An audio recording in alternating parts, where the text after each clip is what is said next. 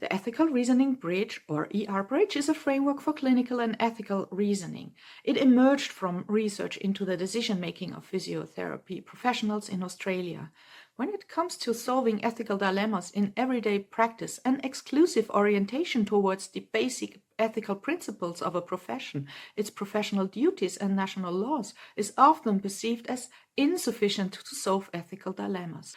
Furthermore, it is the further development of an idea about the task of a doctor's examination as crossing a bridge where, on one hand, the information about a case of illness is universal and the same for most patients, and on the other side of the bridge, information is requested that is unique to each patient. The ER bridge has three characteristic features.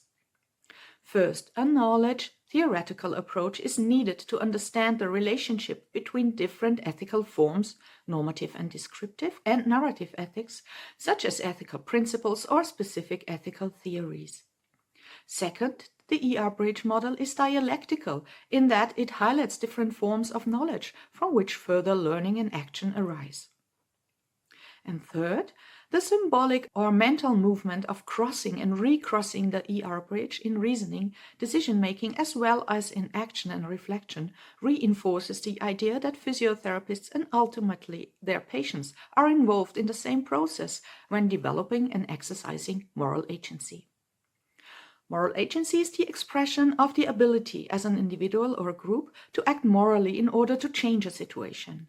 If we see the physiotherapeutic process as an opportunity to change something clinically or ethically, we can say that therapist and patient bring a respective understanding and specific experiences to the personal encounter.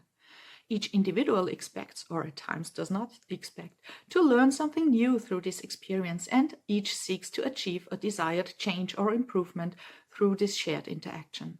The concept of moral agency applies to both therapist and patient, no matter of their different roles and perspectives.